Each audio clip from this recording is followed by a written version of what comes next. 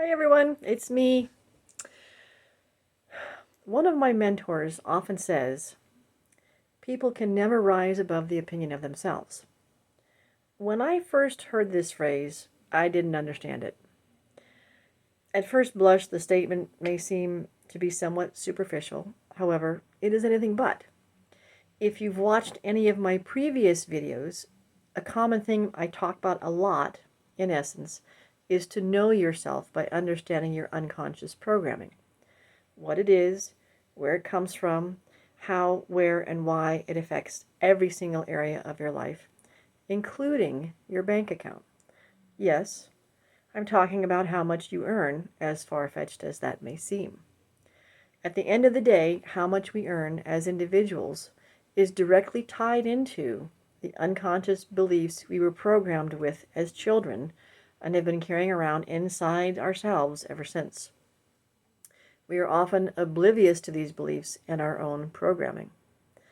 I talked a little bit about self-sabotage in my Feel Good Now video, and I also touched on how important environment is with respect to creating positive support, progress, and momentum in our lives in my second video, Environment Beats Will Over Time Every Time.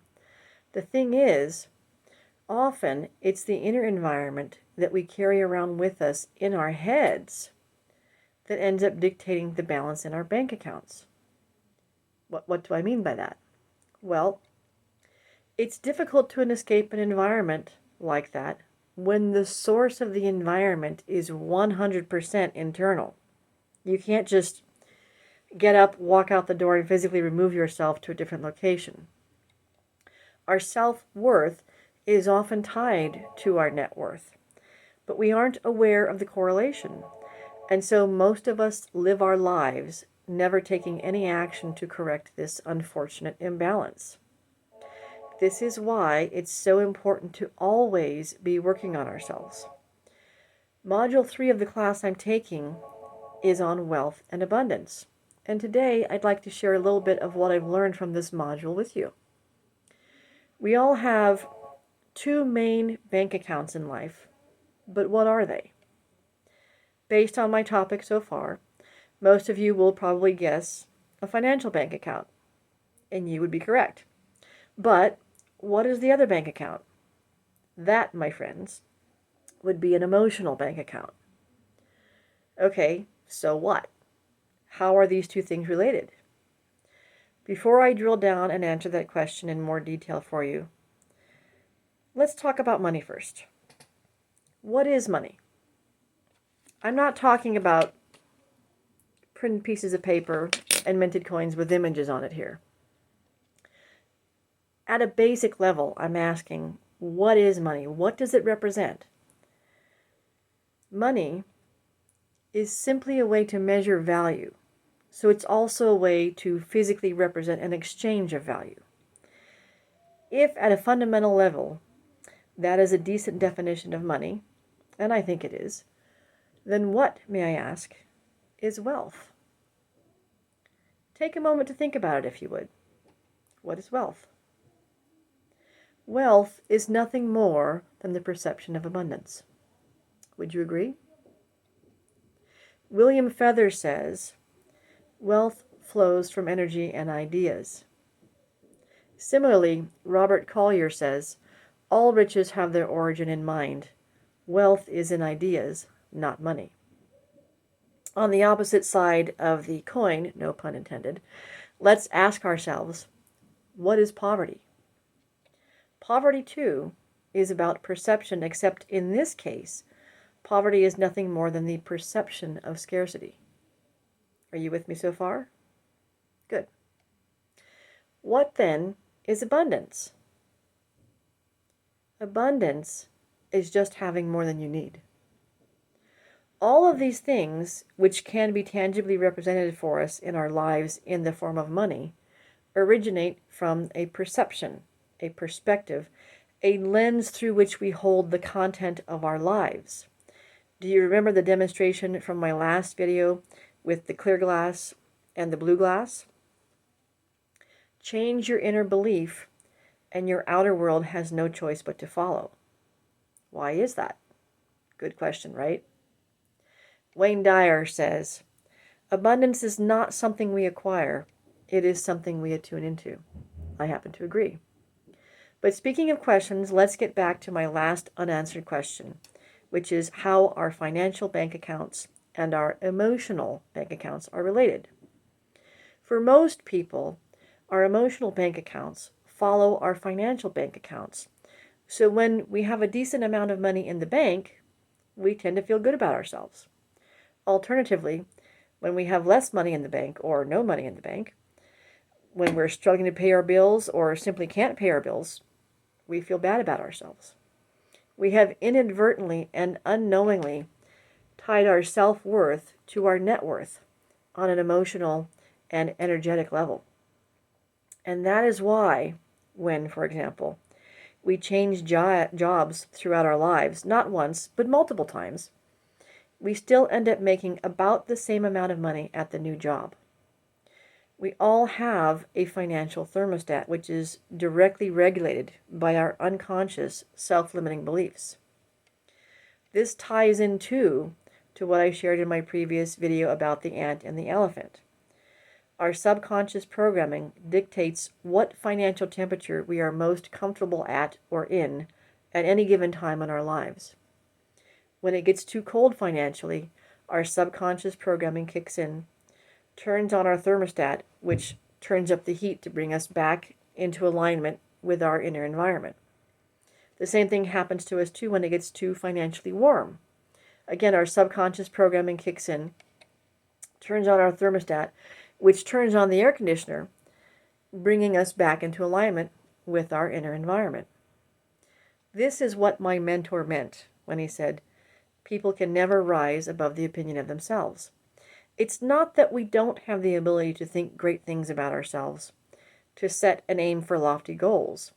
But as long as we fail to master ourselves, including and especially our internal subconscious programming, we will often find ourselves falling short of the mark, missing the goal, and in the end, lacking the achievement we seek.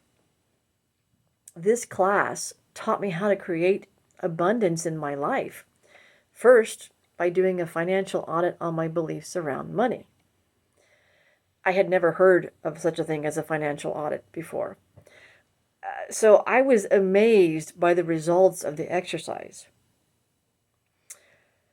As a quick aside, you guys are all probably familiar with that game Jenga, right? You know, the game of wooden blocks where you stack them all,